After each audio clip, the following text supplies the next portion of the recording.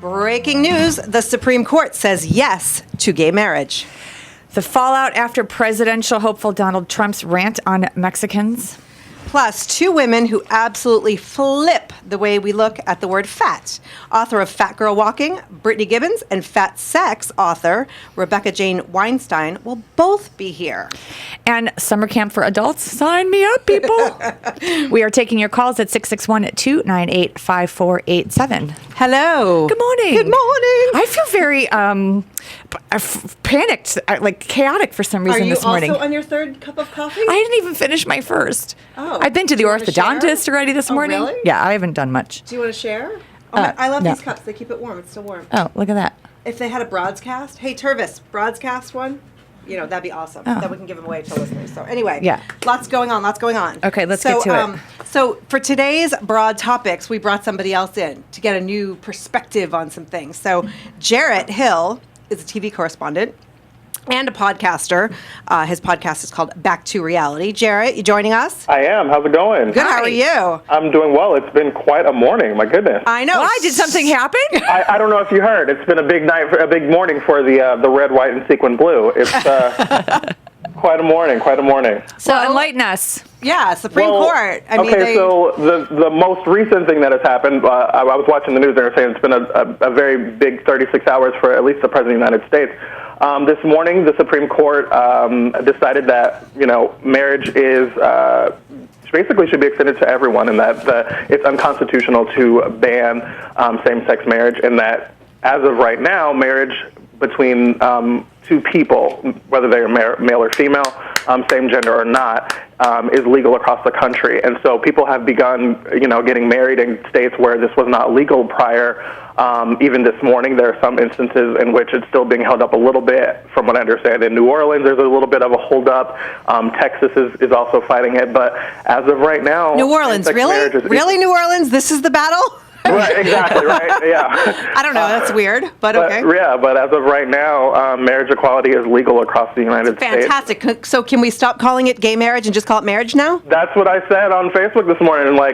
Gay marriage is now marriage, and gay weddings are now just weddings, and, love is equal. So it's been a great morning. But I love that you also wrote on Facebook, as a gay man yourself, that this doesn't mean you're getting married, you're still single. Okay, so that was I started getting notes so when am I getting an invitation? And it's you realize I was never engaged to begin with, right? It wasn't like I was in line waiting for a license, but I like having the right, but I was not ready for. Hey, marriage has been allowed for straight people all the time, and I'm still single, so exactly. It doesn't really do much. Exactly, so I'm really grateful to have access to this right. However, I don't have a ring. Right. So let me ask you a question. Did you see Rick Santorum, our lovely presidential candidate, his response to the Please never call him our. I was going to say, I'm fascinated by the use of the word lovely, but go on. So one of the things he said in his statement to say was, today 5 unelected justices decided to redefine the foundational unit that binds together our society without public debate or input, which cracks me up that he says it was without debate or input. Then he says, as president, I will be committed to using the bully pulpit of the White House to lead a national discussion on the importance to our economy and our culture of mothers and fathers entering into healthy marriages so that every child is given their birthright to be raised by their mother and father in a stable, loving home. As a child of divorce 3 times over and a single mom, I think that my stable environment is just fine. Thank you, Rick Santorum. Yeah. Well, but go ahead, Jarrett. Well, it's one of those things that's so fact-free. So, we've seen plenty of studies that come out saying, children having love in their home is more important than having a man and a woman. We see plenty of children that are raised in homes with a single mother or a single father, or with 2 fathers or 2 mothers, or whatever the familial structure is. So it's one of those arguments that I believe is going to start to die, hopefully, because there's really nothing else for you to fight for here. And I think that the term marriage is very confused. I think that's the problem, because people think marriage is this sacrament, in their religion. And I respect all religions. I teach my kids to respect all religions. So if you do not allow same-sex couples to come into your institution, your religious institution, and get married, okay. But I could go to Vegas and meet a guy on the street. Well, I can't right now because I'm married, but I could do that meet a anytime. guy on the street, walk into the courthouse, get a license, and get married that same day. Like how, Even worse, I could be on a reality competition series right. and get married at the end of the episode. Yeah. But So yet, and that but it's doesn't- and sacred, that it's so doesn't dilute- special, And I Right. think people have this idea, especially, I was raised Christian and still have, belief in God, but don't necessarily identify with all of the beliefs of the church anymore. But, I think specifically a lot of Christians tend to have the idea that marriage is a religious institution. However, I always, push back on that and say, if that were the case, I would need to be Christian to get married, and that's not the case in America. Right. So let's flip because we only have another minute of this segment. But Donald Trump, I try to find something redeeming in a lot of people. So if someone, later when we take callers in the show, if you can call and tell me one thing redeeming about Donald Trump, I'll kiss you on the face because I don't see one thing. His wife is hot. There's not. Well, but that's He's not, very rich. Okay. But that's not. So he goes on this rant against Mexico and Mexicans, calling them Rapists. They're bringing drugs. They're bringing crime. They're rapists, and some I assume are good people. But I speak to border guards, and they're telling us what we're getting. He's such a tool. He's just a piece of. So anyway, Even this morning, on such a big morning, his last tweet says, "If I win the presidency, my judicial appointments will do the right thing, unlike Bush's appointee John Roberts on Obamacare." So he's just he's upset. He's not happy this morning. It's not a good morning for. And Univision, dropped his USA pageant and the host quit and all that good stuff, and now he says he's going to sue them. But we actually have to go, Jarrett. Oh. We love you. Thanks that beloved clock. I know. Thank you. When we come back, two women who are flipping the word fat on its head and taking the world by storm. We're taking your calls, 661-298-5487 here on KHTS, your hometown station.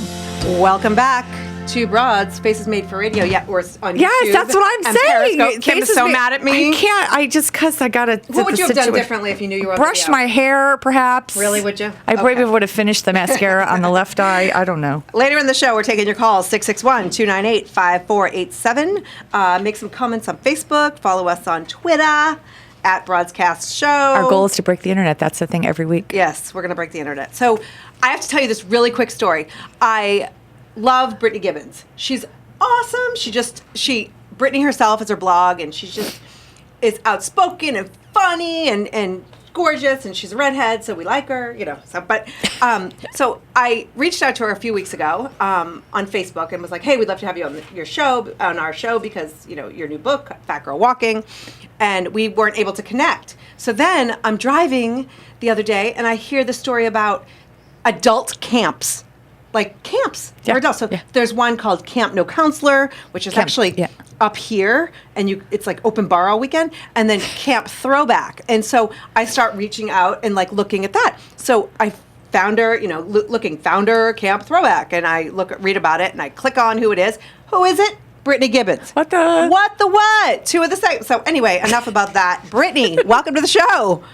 Thank you so much for having me. Wow, that was quite a lead-in. Seriously, I'm girl crushing a little bit, I have to tell you, because I love your stuff. There's a camp for that, Oh, is there a camp for girl crush? Yeah. Oh, actually, yeah. That I think that one's on video. I think my husband will watch. So you are the author. Let's start with Camp Throwback real quick. Sure. What the what? How did you come up with this? And you're in your second year, right? Yeah, we're in our second summer. We're 4 sessions in, and, I really kind of just wanted to create a really fun place where people who, I have a large community of readers, and I'm really engaged, and I thought, let's have a really fun meetup, only let's do it like a summer camp. And everybody's like, that's ridiculous, that won't work. I tried to get it funded everywhere, nobody would do it, so I saved up in 2013 and launched it and sold tickets, and it sold out in 30 hours completely. Wow. And I thought, maybe this really isn't so stupid. So I leased this, 4-H camp in southern Ohio. It's kind of it's rustic, but Right. it's also kind of like that underdog camp that, in an 80s movie that might close the next year if they can't beat the better, richer camp. In some sort of decathlon of some sort. So are you guys How's that swimming across the lake to get to the other camp and you know. Oh, Yes, I have yeah, such fun no. memories of my camp life. Really? I did a never wilderness. went. I did a wilderness camp when I grew up in Chicago. My dad sent me off to the Upper Peninsula of Michigan, and I went to wilderness camp for 2 years. And there's no running You were gone water for 2 years? Well, yes, for 2 years. I grew a long beard, but called no, boarding it was school. it was amazing. I mean, it really allowed me to get in touch with wilderness, and I had to survive without running water and electricity, and it's pretty awesome. So I love It's like this now camp. when you forget to pay your bill. Oh, we're gonna do that. So anyway, That's the thing, like, as a kid, you aren't aware, like, how, like, in the woods you are. But as an adult, I mean, thankfully, there's tons of electricity, running water, there's even fans for everything, saying you stay in cabins. And I mean, there's- it's not, and there's and there's booze. alcohol. Yeah. yeah. Let's not bury the lead here. Exactly. So enough about camp, but I think it's awesome, and I want to go next year, Kim. Okay. We're going. So, but now your book is taking the world by storm, like Fat Girl Walking. I mean, you've always been outspoken on your blog, Brittany herself, about and you've been kind of like the cover girl for I don't want to say plus size, but Yeah, no, know, for sure. kind of normal size. But we only have a minute, and then we're going to bring you back for the next segment. But I mean, how did you go from the blog to the book? I was actually approached to write the book. I think all bloggers want to write books. They're like, oh, I'm just finishing my novel, in the meantime, I'll put it on the internet. Right. But I fell in love with the internet. Like, I love, the back and forth and how immediate it is in the community, and it's like Wild West, and you can do anything you want. So I kind of had given up the book. But then I was approached last year to write it, and I kind of thought, well, now's the time, and that's what happened. I mean, I was listening actually to the audio version because I commute to other projects, and every book I've purchased in the past 5 years is now a coaster. So I love listening to. It was on Audible, and I mean, you read it yourself, correct? No, actually I didn't, but I picked the woman who did to try and sound like the most like me as possible. Yeah, she's unbelievable. And I was she like, did you're a amazing. born actress. But I just love that, you take this word that, I mean, people use fat as this derogatory comment, and you own it and you live it. And I mean, tell us a little bit. We're going to go to break in just a second, but just give us the elevator speech of what your book is about. It's a really funny, hilarious memoir of a girl who goes through life being fat and in the end gets to be great but doesn't lose any of the weight. And that's what's different from all the other, and you mentioned this, that, Oh, totally. you're not going to find like the skinny girl within and shed all the weight and then find happiness and love and all of that stuff. Like, you actually deserve and have love now, Oh, absolutely. yourself, of your friends, of your I think family. so many people have those books where, like, you have to lose all this weight and then you find yourself, and I didn't. I'm heavier now than when I started writing the book. If that makes any sense. Do you? Well, we actually have to go to break, but I want to touch upon that when we get back. So, Brittany Gibbons, we will be right back on KHTS, your hometown station.